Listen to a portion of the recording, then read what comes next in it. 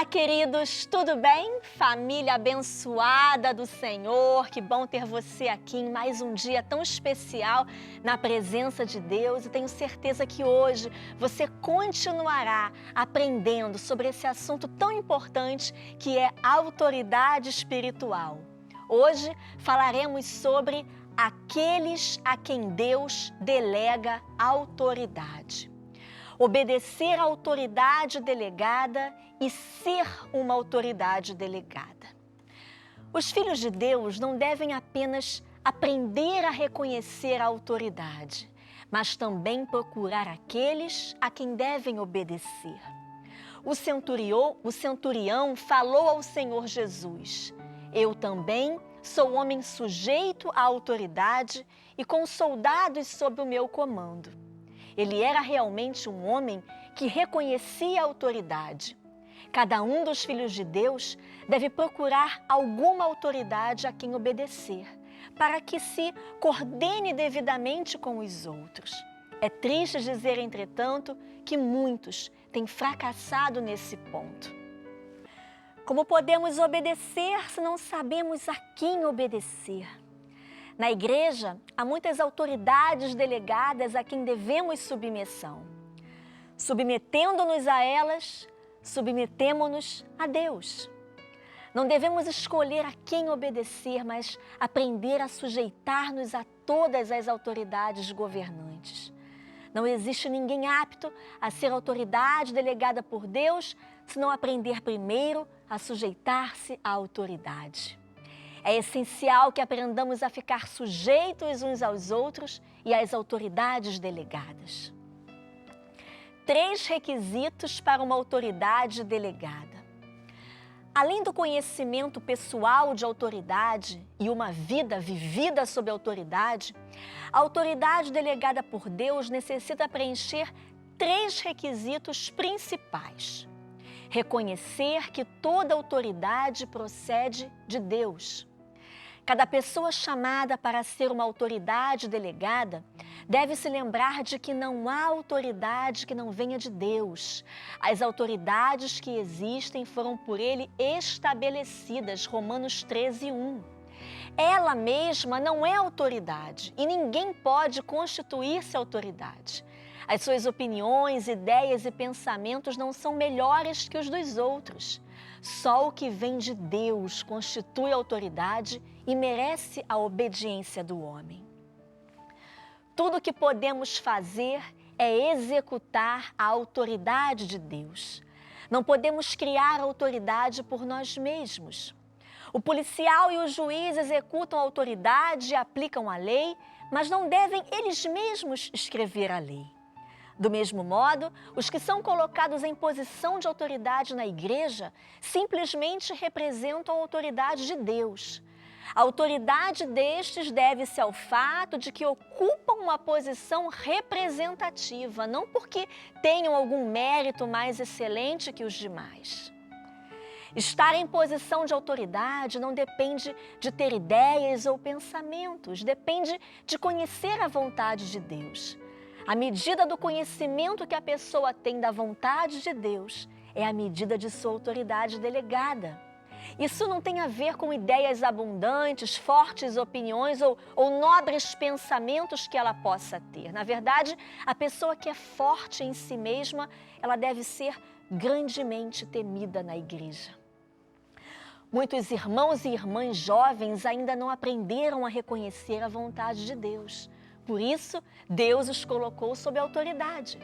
Os que estão em posição de autoridade são responsáveis pela instrução desses jovens no conhecimento da vontade de Deus. Contudo, em cada ocasião que lidar com eles, é imperativo que a autoridade delegada saiba, sem sombra de dúvida, qual é a vontade do Senhor naquele caso em particular. Dessa forma, pode agir com autoridade, como representante e ministro de Deus.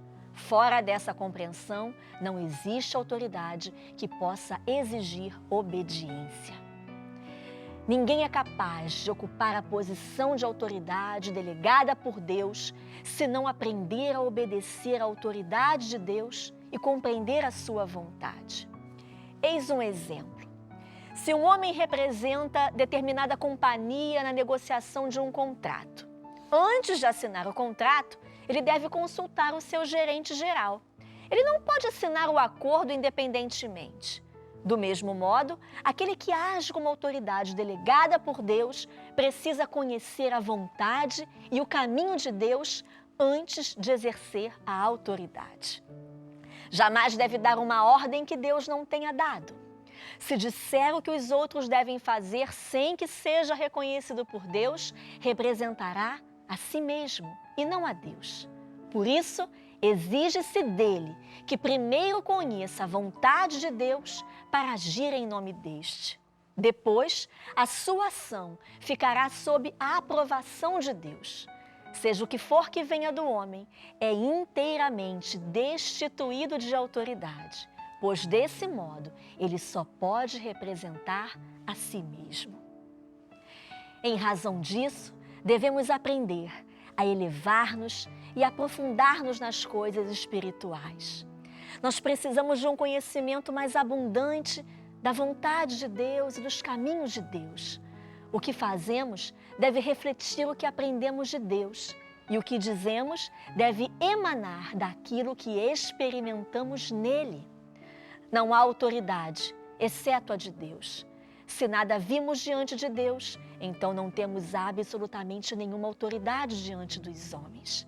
Não pense que alguém, por ser mais velho, pode ignorar o mais jovem, ou por ser irmão, pode oprimir as irmãs, ou por ser genioso, pode subjugar aquele que é mais calmo.